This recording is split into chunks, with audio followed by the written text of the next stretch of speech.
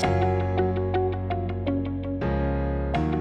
everyone, today I've got two topics. One is I want to talk about the job numbers that came out a little bit, but the bigger one is the knowledge graph of HR and the knowledge graph of Galileo. We have now had about 10 months of experience with the LLM and HR, and the spectacular things that are happening are just blowing my mind. And the reason I want to talk about this is I think this impacts what you do as an HR professional, what you do for your company, what you do for your employees, how you design systems, and what your AI strategy should be. And I'd be willing to bet most of you are working in companies where the CEO is telling everybody we need an AI strategy because it really is important and it's a very powerful technology that changes a lot of things. So let's go back to our problem in HR. A good example is the 4-day work week. So you all saw and you heard what I talked about last week on the 4-day work week.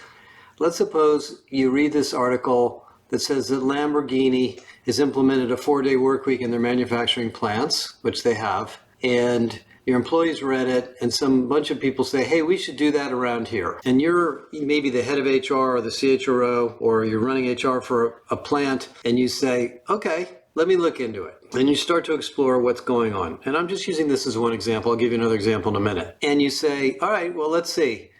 Was that a benefit they gave to employees to work fewer hours? Was it a redesign of the plant? Was it a job sharing program?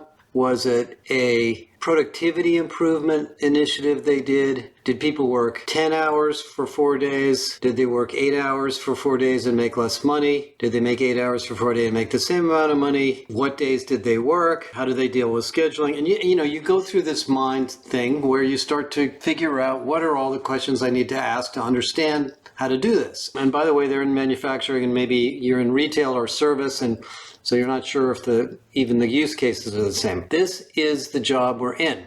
The job we're in HR is to design and implement various solutions, some strategic, some tactical, to help our company operate more effectively and help our employees engage and deliver and feel good about their work in a new and exciting way. And so in many ways, we are dealing with a sort of science of HR that has many, many pools of knowledge. And I call that the knowledge graph of HR. And let me tell you about the knowledge graph of HR, because this is what we're building in Galileo. By the way, second example, yesterday I had an hour or so with a big company trying to build a skills and internal mobility strategy. Big company, many, many different business units. They happen to be in the media and entertainment industry. And they're asking me questions like, well, if we bring in an AI-based dynamic organization platform to sit in the middle of our ERP, what are the things we need to do to redesign our job architecture? So I took a deep breath and I said, well, there's about 5 things. You need to look at the levels, because if there's too many levels, it will prevent people from moving around and they won't have the opportunities to do other things in the company because of the levels. You need to look at the job titles and the job descriptions. Are they understandable? Are they consistent? Are they not duplicated? Do they make sense to somebody who's looking for an internal job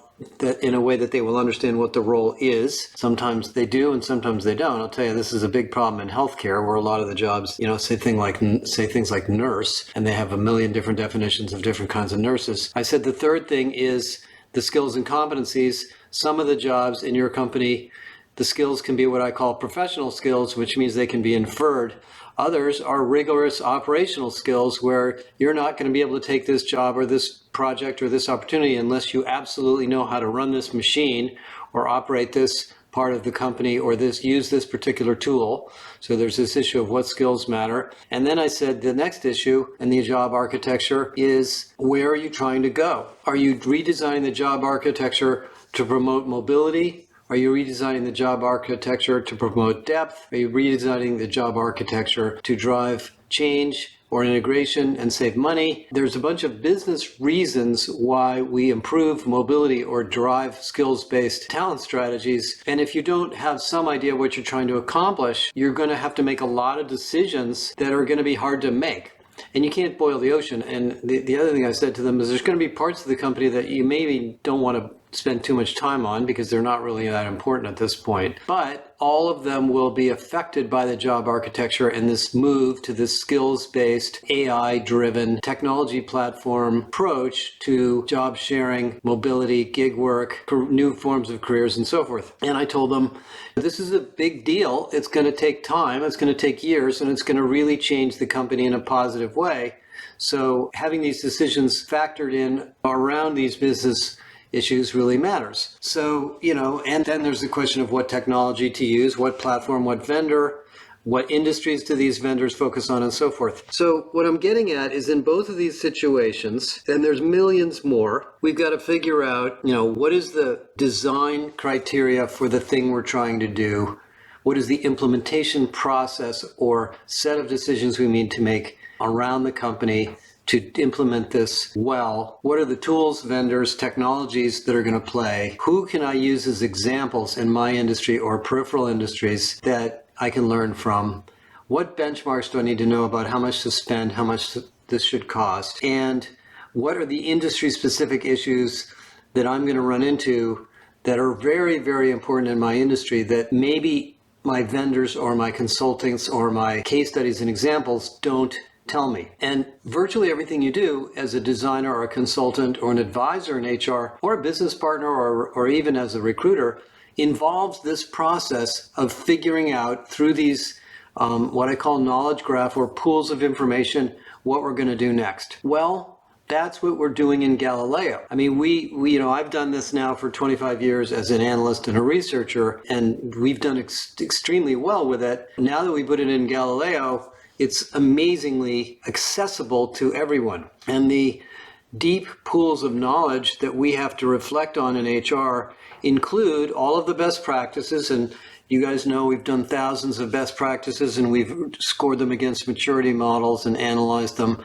by industry and company size. There's the technologies and tools.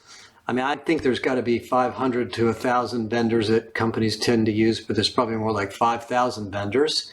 Which one applies and what are the strengths and weaknesses of it? And by the way, what's going on in that company and will they apply to our company size and our industry and so forth? There's the examples, the case studies. We have more than 500 case studies in our library, and they're very valuable because you see around corners what other companies ran into and how they innovated in a particular solution area. There's the benchmarks.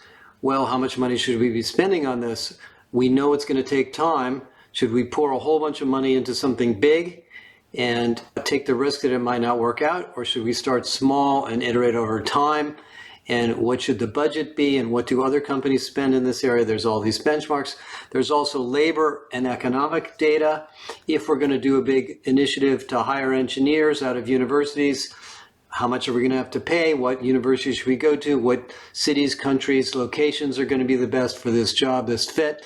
There's all sorts of economic data and jobs data there. So my point is that an expert, a professional HR person who's really good at their job and has done this for a long time, kind of knows a lot of these things in their mind. That's what an expert is. But when you start a new domain and you go into something you haven't done before, you don't really have all that and you're starting from scratch. And so the way we've got Galileo all tuned is it's really designed for 3 or 4 kinds of use cases. One is I'm getting started and I don't really know what to do and what's going on. Give me an overview, give me some case studies, give me some examples, tell me where I am in the maturity model. The second is I'm a designer. I'm designing a new onboarding program. I'm designing a leadership development program. I want some very specific examples, and I want to know best practices, and I want to know tools, and I want to know vendors, and I want to know what's worked and what's not worked for other companies. The third is I'm a business partner. I'm a consultant. I'm a talent advisor. And I'm dealing with a problem, a business problem. It's retention, it's turnover, it's errors, it's customer service, maybe it's low productivity, it's employees showing up for work late, etc. What do I need to know to address that issue in my more consultative solution? And then there's the audience of analysts and researchers who are saying, I'm responsible for putting together the plan for this stuff we're going to do. I need to find a ton of ideas, and I've been using Google and going to conferences and I get little bits and pieces here and there. How can I get to see the big picture? This is what Galileo's doing. And we've been really excited about it because it's allowing us to deliver granular levels of information at a speed we never could before. And the reason I'm even giving you this in the podcast is because every single one of you is scratching your head and saying, how am I going to use AI? What's the role of AI to improve my career, improve my company, improve my employee experience? And this generative AI stuff, implemented at an enterprise level, which is the way we've done it, is incredibly good.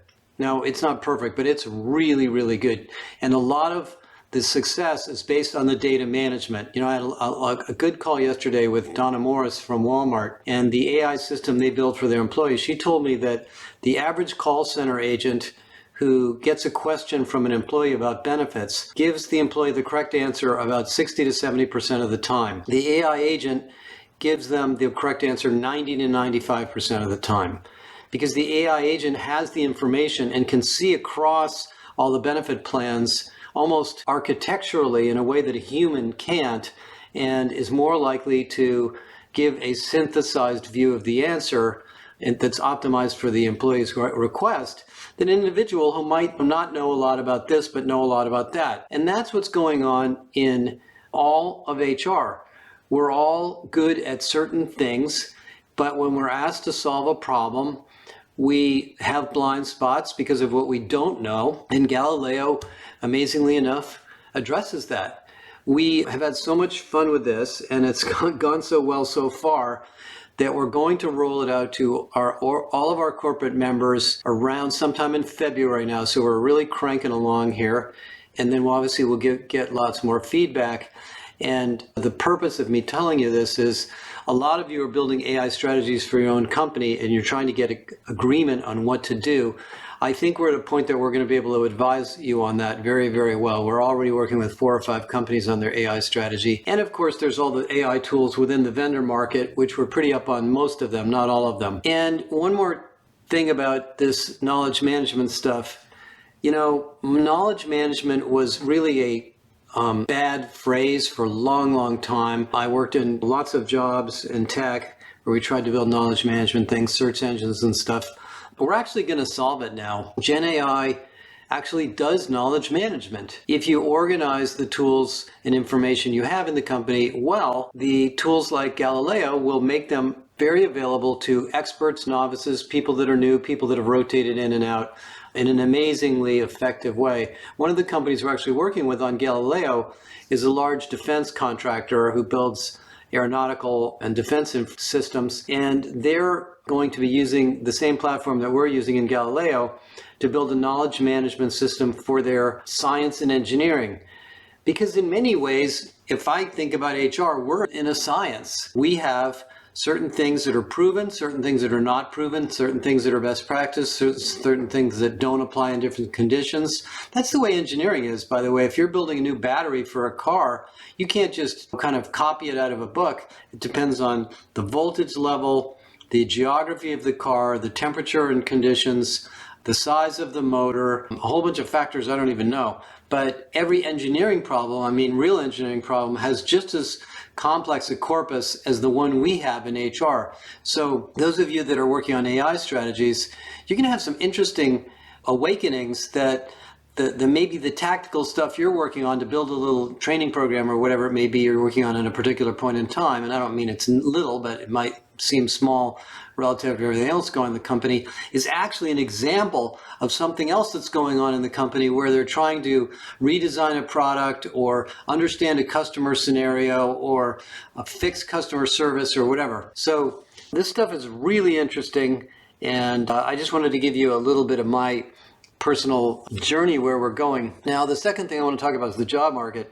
So Friday, we had this pretty good set of numbers from the Bureau of Labor Statistics in the United States that around 200,000 jobs were created.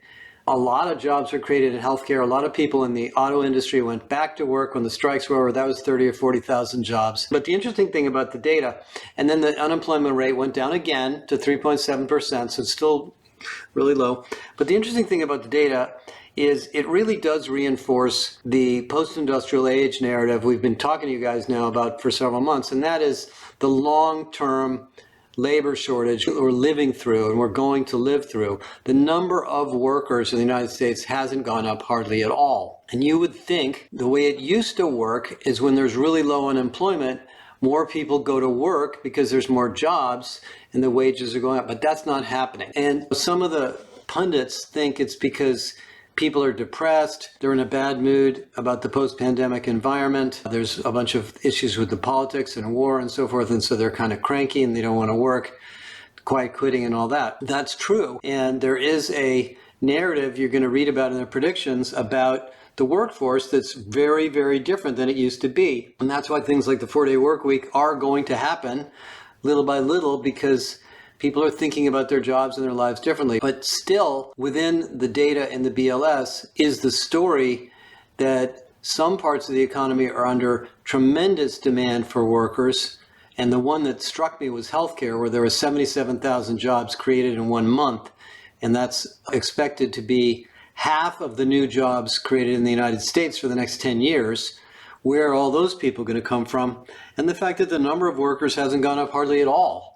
So I'm not going to, tell everybody to go out there and have children, but I will tell you that as an HR person, get comfortable with planning for next year in a world where even if there is an economic slowdown, you're not going to be able to find a huge number of new people in the roles you're in. You're going to have to be more selective about hiring, more selective about internal development, more selective about internal mobility, and more selective about training and upskilling the people in the company now, and also building a strong culture so that people stay. I don't need to beat that one to death because you guys have heard this from me many, many times. One more thing I will mention relative to the job market and this issue of intelligence and AI.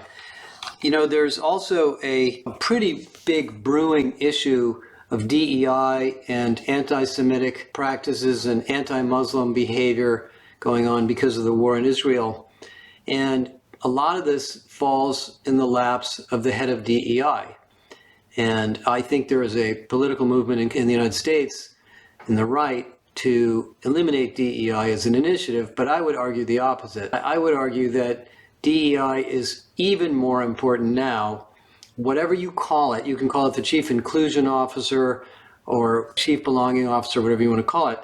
It's really becoming even more important because there is so much argumentation and discussion going on in the political world and the cultural world. People are going to bring it into work and they're going to want to know, where do we stand here as an organization? And while CEOs certainly don't like to play a role in this, I would say the two CEOs of Harvard and Penn didn't behave very well this week because maybe they hadn't thought about it enough.